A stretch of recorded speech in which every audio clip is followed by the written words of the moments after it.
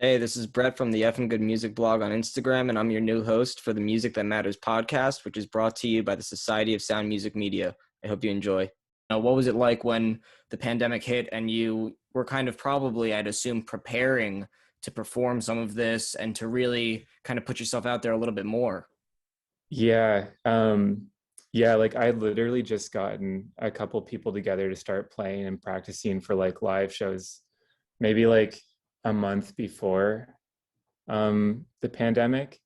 So that like completely derailed that. But it was almost kind of like a blessing in disguise as well, because like going from producing and working on everything solo to trying to form like a full band right out the gate, it was pretty daunting and pretty Mhm. like um I guess stressful to say the least, because like I don't have like a formal background in music, so trying to teach like four people to play music or your music at the same time was a bit, I didn't know how to navigate it. Yeah.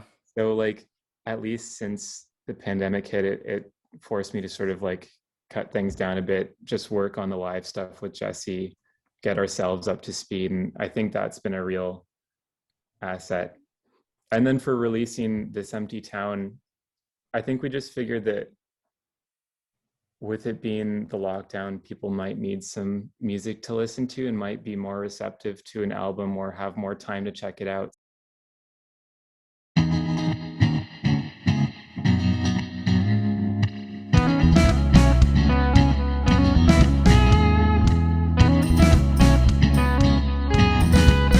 And you're really just doing it all yourself, recording, producing, all of it. So like how did you learn to play all these instruments and to record by yourself? And because I think that a lot of people were probably pretty jealous of somebody that can just do it all from their room, especially in 2020.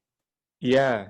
I've always been playing music my whole life. I started with the piano when I was pretty young, and then more recently like learned guitar and drums and bass and like the other things that I like kind of needed to fill out like a full band sound. Mhm. Um but yeah, it's kind of like mid college when I like actually invested in some recording equipment, set up a little studio in my room, and just started like filling in the blanks, like learning guitar properly and learning bass and learning all those things to like start producing music that I wanted to. I was like pretty inspired by like Youth Lagoon and like Real Estate and even Coldplay. Mhm. So yeah, I just wanted to do whatever I could to like start building out a sound that was somewhat inspired by those bands, and just kind of picked up instruments along the way. Yeah, were there any artists that are, like kind of like an Alex G type of DIY artist who really records by himself and, doesn't need all of the labor of a record label? I mean, even though you are signed, but um yeah, are there any artists that you kind of drew inspiration from in that way? Uh, Not from a production standpoint, I guess. Like I never really knew how other people were doing things, or I didn't really know who was DIY or not. Mhm. I just like it was the only means to make music, so I just kind of rolled with it. Right. Yeah, I Um, think that's how a lot of people get into it. yeah, and then I found like you can do like pretty much everything you need to with a pretty minimal setup. Like it doesn't take a lot to like start producing kind of indie pop, indie rock sort of music, I guess. Mhm. Yeah, and I mean, I mentioned that, you have a good amount of work, for being around for 3, 4 years. So is there one particular song that you would, like kind of put on your shelf of your best work and something that maybe you'd recommend to, new listeners? I I really like on the album This Empty Town, the final track, Next Year. I Hmm. think of all the songs that I've written and recorded so far, that's probably my favorite. Just because it like I think it blends like everything that I kind of like in music, whether it be like atmospheric swells, uh, kind of like the nature sounds that are like mixed in at the beginning, um, layered guitars, like harmonized guitars, and kind of like vocal chants as well. I think it, Right. like everything kind of just clicked on that one. So I Hmm. think if I had to pick a favorite, it'd probably be next year, I'd say. And in this last year, I mean, you have this empty town, and then you also have Blooms, which you did with your friend Jesse. And I know that that's Yeah. like kind of like a funny story about how you guys met. Like, I don't know if you want to retell that, but yeah. Yeah, we were with the support work. I was at a training session and I'd kind of seen Jesse like around the same building, but I never knew who he was, or we never actually properly met. But at this training session, we ended up sitting side by side, just started talking a little bit. He asked me if I wanted to grab lunch with him on the break. And then we found out we both worked on music. We were both local. We both produced and kind of just started a musical relationship from there. Like I started playing in his band live, and um, he's more recently started playing in mine. And then it finally hit the point where I was like, we should probably just do something collaborative and do a little project together. And that's kind of how Blooms came to be. Yeah, well, I've read actually that I'm not sure how recent this is, but the article that I was reading said that you'd only performed once prior to the pandemic. Is that still true? Have you performed much more like since I don't know how it is in Canada actually. You mentioned that you're still pretty much in a lockdown. Um, so I guess you haven't really been performing much more. Yeah, like we've been in and out of lockdowns pretty much since the start of the pandemic. Hmm. Um, but yeah, before the pandemic, I had played one like small house show. So I've been like super fresh when it comes to like live music and playing live. It's definitely Hmm. still like a pretty new experience. But at least since like the pandemic started, I've done maybe 3 or 4 like live stream shows. Hmm. Um, but it's still like a work in progress. And I'm still trying to like build out a full band while navigating the pandemic and the lockdowns as well. Yeah, so you're planning on putting together a full band for live performances. You're not gonna just play from, like your computer and stuff like that, I guess. Ideally, yeah. I really want to do my best to like build out, like get a drummer, get a bassist, get someone on synth, and Jesse on guitar, and myself on guitar as well, and just see how that feels. Hmm. Because like I feel like the music is a pretty full band sound. It's kind of hard to like justify using backing tracks and drum machines, but for the time being, I think it's worked, and it's been pretty fun playing and practicing that way, nonetheless. Yeah, and I'm sure that with your music, especially just like the sound that you produce, it's probably pretty tough to find musicians that can play how you want it to be played. It's not exactly chord progressions and rhythm. It's a lot of atmospheric swells like you mentioned. Yeah, that's definitely been a roadblock because I live in a pretty small town. Hmm. Um, so like my at least like local music connections have been pretty minimal up until now. Right. It's like I know like one guy who plays guitar. I know one guy who like does this or that, and it doesn't give you a lot of options. Right. So yeah, figuring out the full band has been tricky almost primarily because of that. But like as the more I like do this and the more my music gets out there, the more people I meet. Um Yeah, well, you've got a pretty big following already. I mean, yeah, I've been like blown away by the like reception of the music. I wasn't expecting anything releasing like the first EP that kind of caught some traction. mhm. And then it did, and like things have just continued to grow from there. So I've just been trying to keep the momentum going. But yeah, it's been cool because like the larger it gets, like the more bands you meet, the more people in your like circle of music you meet, and it's kind of been sweet growing that community. Yeah, definitely. And I'm sure like, since 2018, since that first EP, like you've been, like you said, you've been gaining some traction. And then going into 2020, I'm sure that you had been working on this empty town for, during 2019 before the pandemic. What was it like when the pandemic hit and you were kind of probably, I'd assume, preparing to perform some of this and to really kind of put yourself out there a little bit more?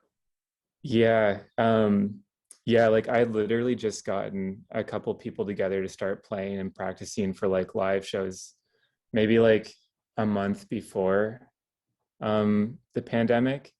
So that like completely derailed that. But it was almost kind of like a blessing in disguise as well, because like going from producing and working on everything solo to trying to form like a full band right out the gate, it was pretty daunting and pretty Hmm. like um I guess stressful to say the least, because like I don't have like a formal background in music, so trying to teach like four people to play music or your music at the same time was a bit, I didn't know how to navigate it. Yeah.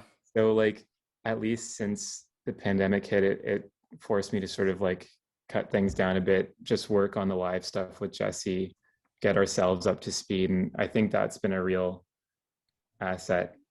And then for releasing This Empty Town, I think we just figured that with it being the lockdown, people might need some music to listen to and might be more receptive to an album or have more time to check it out. So Yeah, and I think your music is was kind of perfect for um the pandemic. I mean, I know that, it kind of has like a this melancholic feeling, a lot of it, but for me personally, I kind of get like this ray of sunshine feeling, like kind of like early morning, you walk out and like the sun is like just heating up on you and like the birds are chirping. I don't know. This is like kind of just what I was feeling. And so yeah, I don't know. Yeah, I think that it definitely would have kind of put people in a good place, or a better place at least, during this pandemic. yeah, like I'll get the like odd message from like someone saying that like it helped them through like a tough time or like anything like that. And like during the pandemic, it means a lot that like people kind of received it that way, and it Hmm. was beneficial in some way to some people. It's cool. Um, I have like zero regrets releasing it during lockdown Hmm. for sure. Yeah, well, so you have like this empty town and then Blooms, which you just came out with. How do you see your sound developing further? Are you gonna try to conquer new ground, or are you gonna really look to flesh out this sound that you've been establishing? I think like a little mix of both. Like I'm currently working on album number two right now, and it kind of just does feel like a more fully like realized version of what I've been recording before. Yeah, like I feel like I learned a lot recording This Empty Town. The more music that I've made, the more I like learn about production and like mixing better and all of that. So I think like that's continuing to get to new levels. Hmm. Um, and I guess inspiration just constantly changes as well. So it's like fully more fully developed sound, but then like treading new territory as well, I think. Hmm. And so, with this new territory, I guess, what kind of drives your inspiration, I should say, in, lyrically, musically, where do you kind of draw your influence from? Because I know that you've mentioned artists like Starfucker and, little early Coldplay and Youth Lagoon and stuff like that, and this like dream pop type of escape. Do you, I guess I should say, do you draw influence mostly from these contemporary types of artists, or do you also, like, where do your influences come from, I guess? I feel like those influences were ones that like got me into making music like in the first place. Hmm. And then I would say like since recording almost all the music for Jaguar Sun in general, like my influence just constantly changes based on like the last 10 people I was listening to on like Spotify. I feel like it's Hmm. different every week. Um, so it's kind of like constantly like pulling like inspiration from like indie pop bands, garage rock bands, like electronic R&B bands, just like trying to like dig little bits and pieces from everything I'm listening to. If something stands out, it usually sticks, and then I can try like a beat like that, or like mixing in like acoustic guitar like this band, or like yeah, just kind of taking like little elements from different genres and hopefully piecing it together. Do you think that you have like one big band that, is kind of like they might not even have the biggest influence on your music, but is there one band that is kind of like your cornerstone of a band? I almost feel like I have to say like any of early Coldplay stuff. Like they were Mm-hmm. such an inspiration, like and such a nostalgic band, like back in like high school and kind of like the more formative years of my life. Mm-hmm.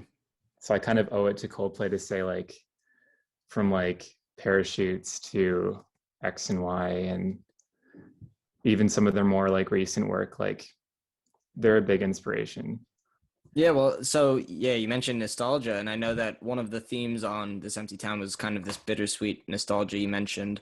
Does that come from, your experience of living in a small town and, like in Southern Ontario? I mean, I don't know who's listening to this, but I'm American, so I don't know the landscape too well of, Southern Ontario.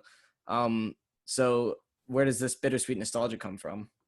Yeah, I think a lot of that comes from the fact that I've been in this like town for so long. Like I moved to this small town at the beginning of high school and I'm currently still in the same place like uh all these years later because I'm like 28 now or Hmm. 27.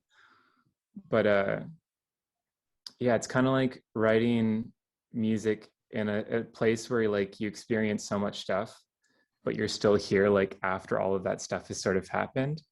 So Right. that's definitely been like a big inspiration on the music, especially This Empty Town. I really tried to focus on that, exactly that, I guess, like the feeling Yeah. of being in like the place that you grew up when Yeah. other people have moved on and moved out, or like things have changed, or you don't see your friends as much. But I Yeah, well, also I didn't think want that to like grab interiority yeah. either. I wanted to be like, because there's good memories and still good memories here. So Definitely. And I think that everybody, doesn't matter where you're from, I think that everybody can kind of relate to that small town feeling. I know that I can. I grew up in it's a suburb, but it still is, it has a bit of a small town feel. And I know that, small town artists have always kind of resonated with everybody throughout history.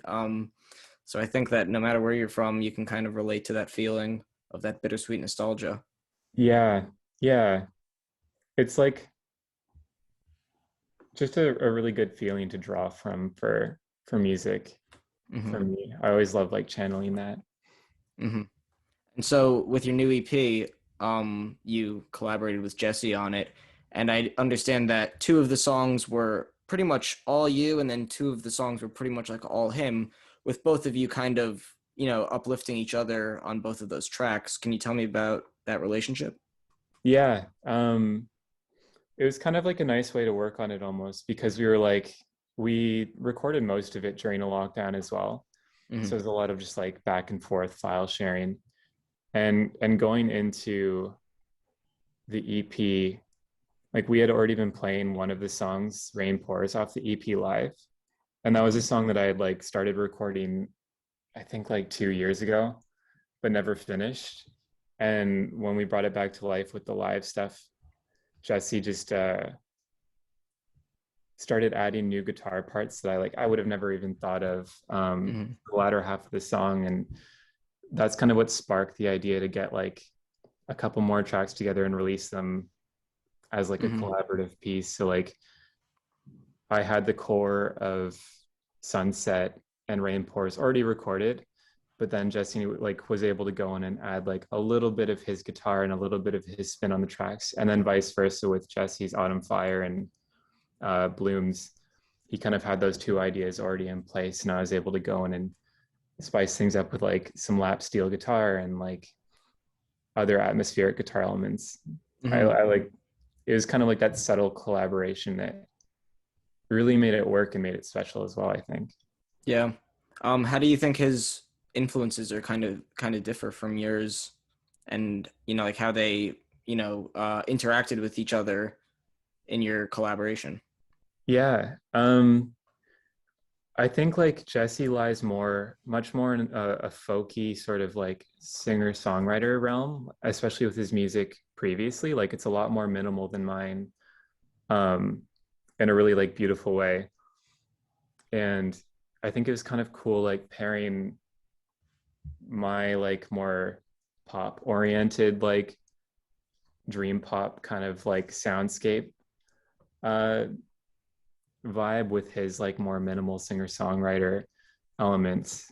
And I think the two just kind of meshed really well because I kind of delve into like the more folky side of things, but like was really able to lean into that with like Jesse's tracks.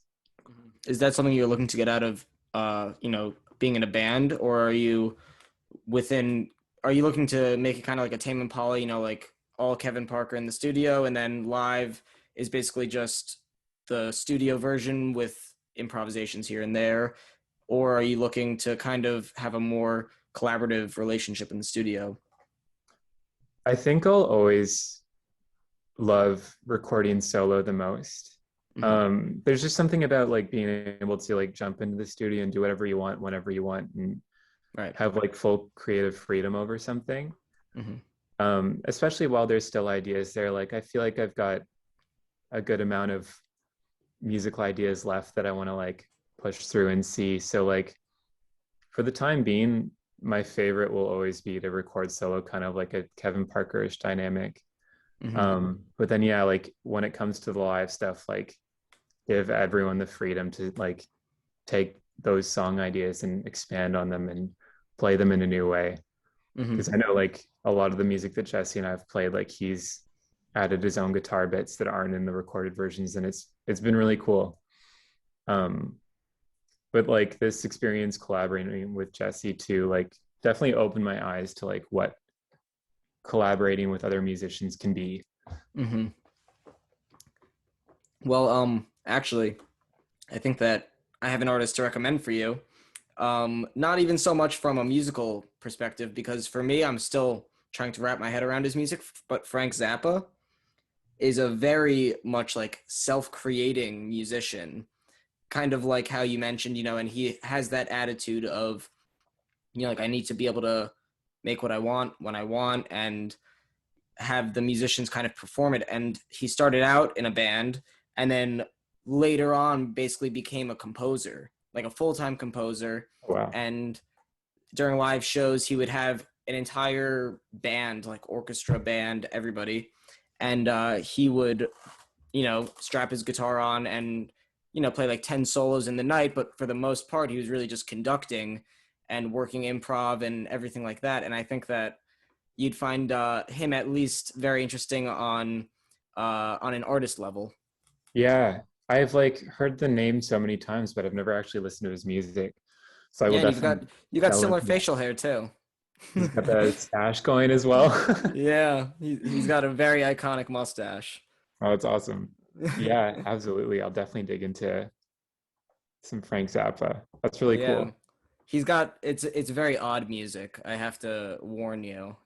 A lot of it is satire and you know, it's strange. It's very strange because Takes some getting used to.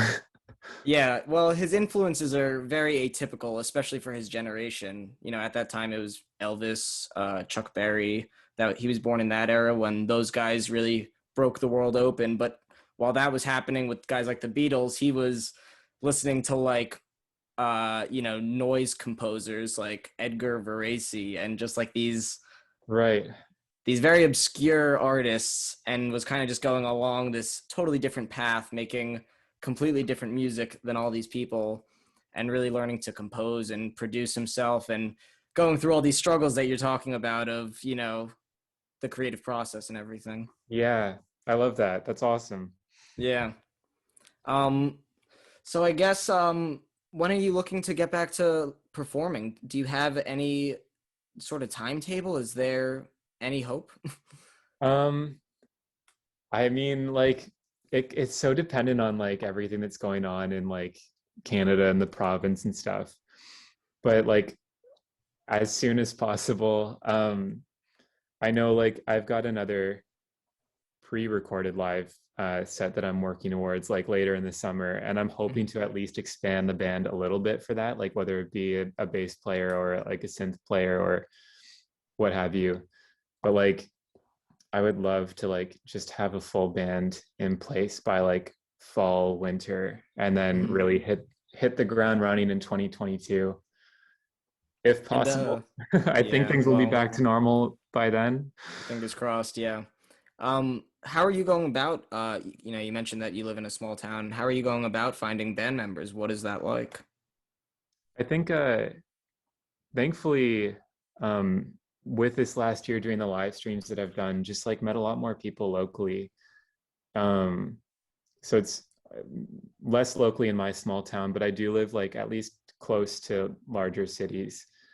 How Um, far are you from Toronto? Toronto's an hour away from here, but Okay. then I've got like some smaller like major cities, maybe like 10, 15 minutes out, places that I've typically been disconnected from. Like I didn't really Mhm. know the music scene or local musicians before, but working with different people for like the live streams has kind of opened those doors a bit more. So just kind of hoping to tap into that and find who's out there and see who's like willing to play and also tour if the opportunity arises. And Right. Well, um, I guess with this music scene that's relatively close by, have you gotten any insight into like any sort of scene that's going on? Are there trending genres in, like the relative indie scene nearby?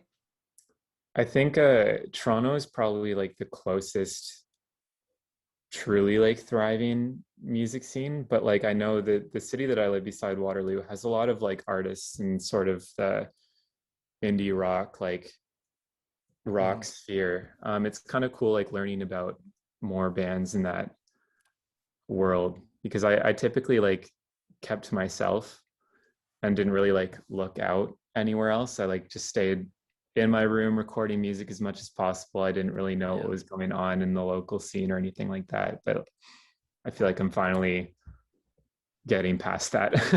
Yeah, well, I think people kind of forget sometimes that, Canada really produces some of the greatest artists that we've seen. And, like a lot of it is kind of overlooked because, on the surface, it's tough to tell the difference between an American and a Canadian. So everyone kind of just assumes American. But, Yeah. like you've got Mac DeMarco, Neil Young, Joni Mitchell, like all of these fantastic artists really for all of popular music history that have come through Canada. So I think that you know, people need to be reminded a little bit that Canada is not to be underestimated. Yeah. I love repping like Canada from that standpoint too. It's kind of cool. I'm definitely like proud of a lot of the artists that have like come out of this country. It's kind of amazing to see. Um, and it was kind of cool like at the beginning or closer to the beginning of Jaguar Sun as well. Like I was able to like release through a French record label over in Paris. So like it was kind of cool spreading the music out of Canada too, like right out the gate, like getting some following overseas and then like listeners in the States. Like I think most of my listeners are from the States. So it's kind of like cool repping Canada and then having that following elsewhere. Right. Is an international tour something you'd ever consider? Yeah, for sure. Like I would love to. I I don't look forward to like navigating how that works like from a A like logistical standpoint. yeah. But it'd be really cool to go like overseas at some point or like, no matter what like a tour through the states is going to happen eventually. Hmm. But Where do you think you'd stop first in the States? hmm, I border like New York State. So I Hmm. feel like New York, Philly, all those places would be a cool place to start. Have you been Um, to the States? I've been to New York City once, and I went to Pennsylvania when I was like really young. Okay. So aside from that, I'm like not really. What do you remember about New York City? Was it very, like overwhelming compared to the small town? Um, I at least like growing up in this small town, I still spent a lot of time like going to Toronto and stuff. Like, Hmm. so I'm definitely used to larger cities for sure. But New Hmm. York was really cool. Like I loved it. I went when I was in college and like I don't know, everyone was really nice. It was really cool seeing the city and seeing all these spots that you see in like classic movies from this like states in New York City and What like was the going to the occasion for museum. going to New York during college? Just for the hell of It, it? It was kind of for the hell of it, but also somewhat educational. Like Hmm. I went when I was in graphic design, and we went and checked out like some like studios in the city, and went to the museums to check out art. But aside from that, it was kind of like do whatever you want. Right. So what do you do in your free time? Did you like go see shows? Did you just hang around? I don't know, you know? I really wish I like thought to go see shows while I was there. We kind of just like toured around, like uh saw like the typical sites like Central Park, and I like think I hit up like every single museum, and went to like Soho and Chinatown, and Right. You kind get of good did the food? typical. Yeah. Yeah, got some pizza, super good pizza. I was just like standard typical tourist there. Yeah. I don't know what Uh, the pizza situation's like in Southern Ontario, so but pizza in New York is standardly very good. yeah, it was like miles ahead of here, but I have like insanely low pizza standards, so like Domino's, and do you guys have Domino's? I don't even Pizza Hut. I believe we have Domino's, we have Pizza Hut for sure, Little Caesars. I don't know if America has the same brands, but We've got if there's a brand, we've got it. yeah, There's definitely. any sort of fast food factory made brand, we've got it. It's there. Yeah. Yeah, your Uh, selection's a lot better than Canada. it's a little overwhelming sometimes. It leads to a lack of decision making, especially when it comes to food, I think. For me at least. I'm incredibly indecisive when it comes to anything like that. Take like Yeah. an hour looking at Uber Eats, pick anything, and then I don't pick anything in the end. I just give up. Yeah, I know exactly. You just walk into the store, can't find anything because there's too much, and you just walk out. Yeah. um, and I forgot to ask you actually, but how did you come up with the name Jaguar Sun? Where does that come from? That was a result of me being incredibly indecisive as well. That's kind of where I was. That's kind of I think that where it came back to me. Yeah. It took months. Like I was just like writing down every possible thing. Like I was looking at like books, and like looking at the first word I saw, and then combining it with the second word I saw, and like looking at objects in the room. Uh, but like the one day I was just like sitting down, and I thought Jaguar is like a cool cat, cool word. And then I just started Mhm. like placing it with other words, and eventually landed on sun. And I was like, that Sounds works. pretty. I mean, it sounds pretty natural, honestly. And I don't know if you noticed, but that's actually how the Grateful Dead got their name. Just They combining like random. well, they flipped the dictionary. This is, and I'm pretty sure that this is confirmed as true, and it's not just like legend. But yeah, the Grateful Dead apparently they opened up a dictionary twice, or they opened it up to one page, and I guess like Grateful was on one side of the page, and then Dead was on the other side of the page, or they opened it up twice, whatever, and they just like clicked two words, not clicked, I mean pointed to. God, listen to me. I'm like a Gen Z. Um, but yeah, they just like picked two words out of the dictionary, and it was Grateful and Dead, and they just landed on those two kind of brilliantly put together words. I love that. Yeah. Like it's kind of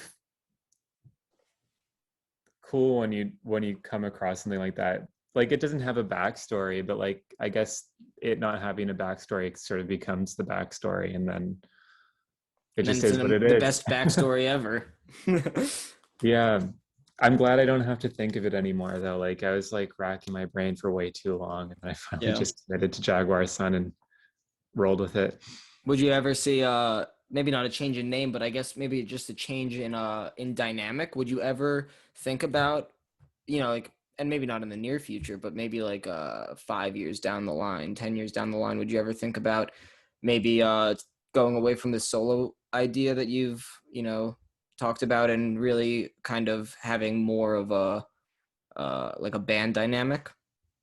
Yeah. I, part of me feels like with Jaguar Sun, I'll always keep it as a solo project, but I've always loved the ideas of like starting random side projects and Yeah. starting from scratch with like a different genre, different feel, more Hmm. band members, maybe like more writers and things like that. And just have fun with it. Like I've always loved the idea of starting like a random garage rock band or like surf rock band, or Hmm. delving more into like the electronic side and doing something more along those lines. And I think just for like, because I kind of like somewhat like consistency with music, I would just need to like make it something entirely different Hmm. and like let it have its own space. So yeah, like totally open to like a band dynamic from a writing standpoint, but it would probably be like a side project if it was. Right, yeah. And like with like finding these band members and stuff like that, do you have kind of like a desired genre that you might want to branch into? I mean, you just said like a whole list of genres, but is there kind of music that you love that you haven't really been able to manifest musically on a Yeah, production recording standpoint? definitely like garage rock and surf rock. Like I love like that sound, and it just sounds so much fun to play like bands like Together Pangea or like Frights were one I listened to a while back, and like even Broncho, kind of like delving into some of the more like grungy like guitar tones Hmm. and like straightforward beats and all of that. Like it just seems like a really fun genre to live in. Um, so I think if I were to ever start like legitimately start a side project, it'd probably be that. Hmm. Something inspired by that at least. Out of all the instruments you play, which one like would you pick? What do you think you're the best at? I think guitar has quickly like taken over as my like primary instrument, especially from a writing standpoint. It used to be keys and like piano because that was like my first instrument that I learned. But like I don't know, since starting Jaguar Sun, I just like doubled down on the guitar, and anytime I'm writing anything, it starts there. Hmm. Um, so 100% guitar at this point. Yeah. And I guess for one of my I've got a few more questions I could ask, but to start winding down, I think um with being a guitar player without getting too technical, like what do you have to what type of advice do you have to give to some new musicians who kind of are in your type of situation? We're all in this like pandemic, we're all in this room, and some of us might have some experience playing some instruments, and we can dabble here and there. What do you have to offer to people in terms of creating your own music? Hmm. I would, with the guitar, it was a bit weird because like I had initially when I first picked it up, just started playing with open tunings because it was like easier for me to grasp onto and just kind of create like shapes and sounds that like were cohesive, I guess. Hmm. Um, but I think like once I started like learning, I guess like standard tuning and the normal chords and all of that, and started like trying to find like a style that I enjoyed playing or anything like that. I feel like the thing that helped me the most was just like, and I think that helps most people the most is finding songs that I like, learning like hearing chords that I like. I know I like that chord and I love how it sounds with this chord, and then learning those and just playing like every day. Like try Hmm. and stay as consistent as possible, and you'll like quickly find that like weeks pass and you're like way better than you were like a month ago, and it just keeps going and going. Hmm. So yeah, just constantly like find new guitar inspo, new chords, Hmm. new chord progressions and patterns, and then find your own way to connect those and make something new out of it, I guess. But this sounds pretty tough. I mean, like, how many hours do you put into this? You're kind of saying this so casually, but someone's like, okay, so what do I have to sit down for 10 hours and learn how to play the guitar? I mean, how many hours do you realistically put into playing each day? I don't, I think like I don't know if it's never consistent because like I never adhered to any sort of like schedule. I just like casually started learning it, and then like I would hear a song where like something sounds cool, so I'd like pick it up and try and learn that. Um, maybe like at least play for an hour a day or like Hmm. every other day. And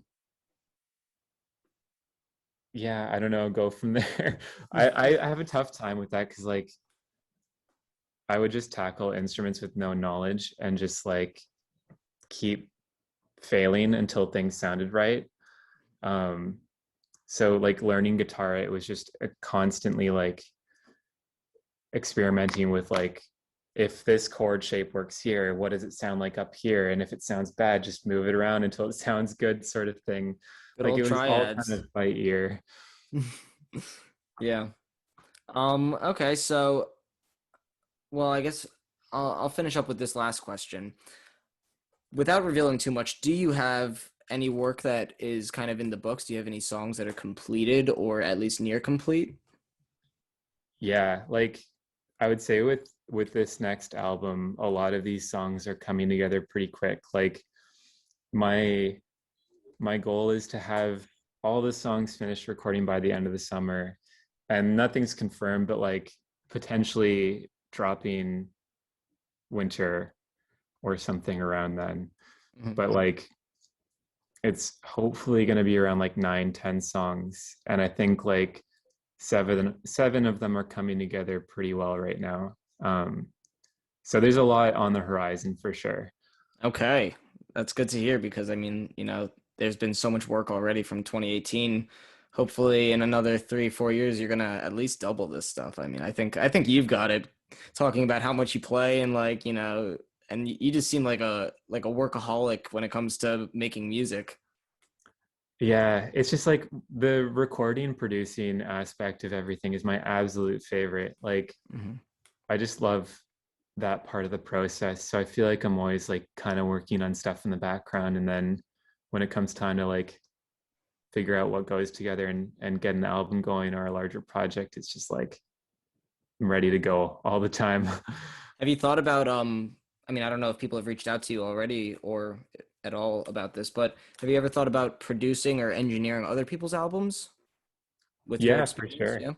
Yeah. Um, I've I'm definitely like open to that, and it's kind of cool when those come through. Like I have to be somewhat cautious about not taking on too much work. I've found that like it's really easy to like overextend when you're tackling most stuff yourself. Um, so like when I'm like knee deep in an album, I usually just like keep my eyes on that and go for it.